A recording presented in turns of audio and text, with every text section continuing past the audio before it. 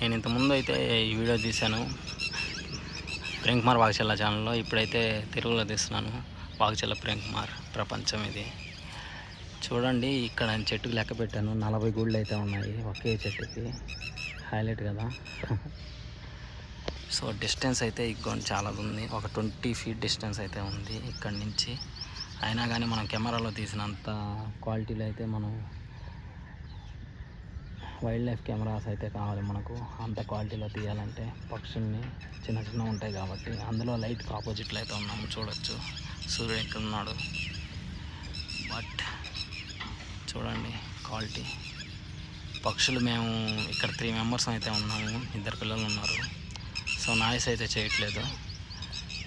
ఇప్పుడు కొంచెం ఎర్లీగా వచ్చాను. ఇంతకు ముందు అయితే కొంచెం లైట్ పోయాక వచ్చాను.